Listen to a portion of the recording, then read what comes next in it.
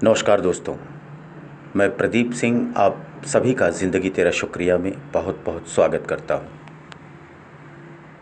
काफ़ी अरसे बाद आज दिमाग में मेरे एक प्रश्न आया, तो सोचा क्यों न ये प्रश्न आप सभी से साझा कर लूँ।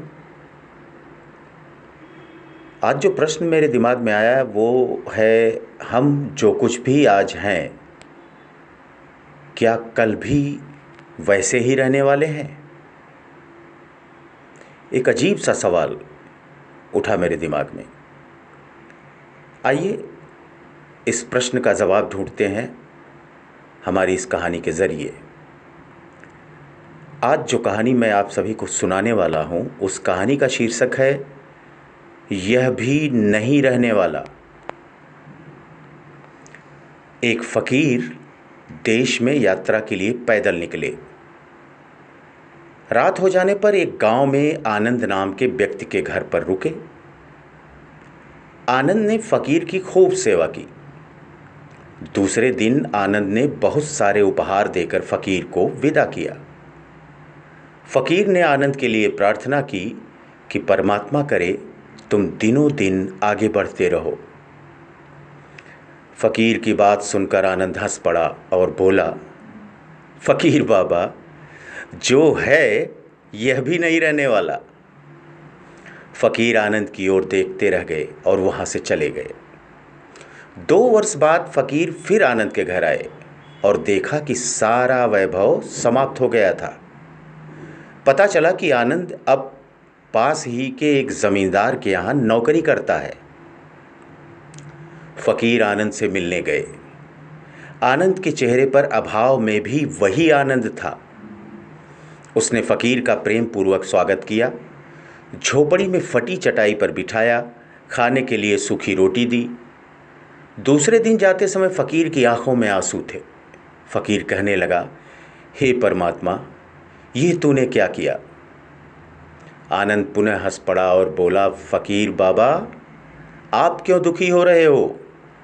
महापुरुषों ने कहा है कि परमात्मा इंसान को जिस हाल में भी रखे, इंसान को उसका धन्यवाद करके खुश रहना चाहिए। समय सदा बदलता रहता है और सुनो, यह भी नहीं रहने वाला। फ़कीर सोच में पड़ गए। फिर बोले, मैं तो केवल भेष से फ़कीर हूँ, सच्चा फ़कीर तो तू ही है आनंद। 2 वर्ष बाद फ़कीर फिर यात्रा पर निकले और आनंद से मिले तो देखकर हैरान रह गए। आनंद तो अब ज़मींदारों का ज़मींदार बन गया था। मालूम हुआ कि जिस ज़मींदार के यहाँ आनंद नौकरी करता था वह संतान विहीन था। मरते समय अपनी सारी जायदाद आनंद को दे गया। फ़कीर ने आनंद से कहा, अच्छा हुआ, वह गरीबी का वक्त गुज़र गया। परमात्मा करे अब तू ऐसा ही बना रहे। यह सुनकर आनंद फिर हंस पड़ा और कहने लगा, फ़कीर बाबा, अभी भी आप ऐसा कह रहे हैं? फ़कीर ने पूछा, क्या यह भी नहीं रहने वाला? आनंद ने उत्तर दिया, हाँ, या तो यह चला जाएगा या फिर इसको अपना मानने वाला ही चला जाएगा। कुछ भी रहने वाला नहीं है, और अगर शाश्वत कुछ है तो वह है परमात्मा, और उस परमात्मा का अंश आत्मा। आनंद की बात को फ़कीर ने गौर से सुना और वहाँ से चले गए। फ़कीर करीब 1.5 साल बाद फिर उसी गांव में लौटे। उन्होंने देखा कि आनंद का महल तो है, किंतु कबूतर उसमें गुटरगू कर रहे हैं, और पता चला कि आनंद का देहांत हो गया है। कह रहा है आसमां, यह समा कुछ भी नहीं, रो रही है शबनमें, नौरंगे जहां कुछ भी नहीं, जिनके महलों में हज़ारों रंग के जलते थे फानूस, झाड़ उनके कब्र पर बाकी निशां कुछ भी नहीं। फ़कीर ने कहा, अरे इंसान, तो किस बात का अभिमान करता है? क्यों इतराता है? यहाँ कुछ भी टिकने वाला नहीं है। दुख या सुख कुछ भी सदा नहीं रहता। तू सोचता है दूसरे में मुसीबत में है और मैं मौज में हूँ, लेकिन सुन, न मौज रहेगी और न ही मुसीबत। सदा तो उसको जानने वाला ही रहेगा।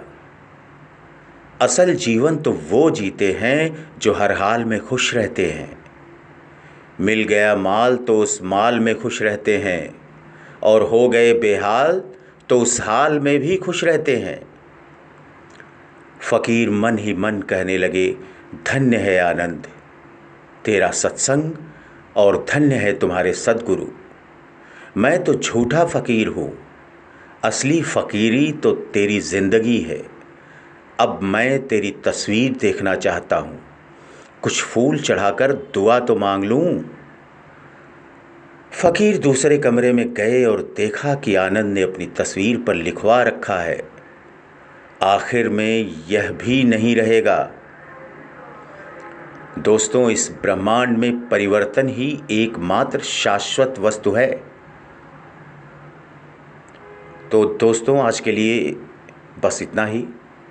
कैसी लगी ये कहानी कमेंट बॉक्स में जाकर ज़रूर लिखिएगा, और इस कहानी का कोई भी अंश आपको अच्छा लगा हो तो प्लीज़ हमारे इस प्यारे से चैनल ज़िंदगी तेरा शुक्रिया 7 को लाइक करना, सब्सक्राइब करना और शेयर करना नहीं भूलिएगा। आप सभी के प्यार और आशीर्वाद की बहुत सख्त ज़रूरत है।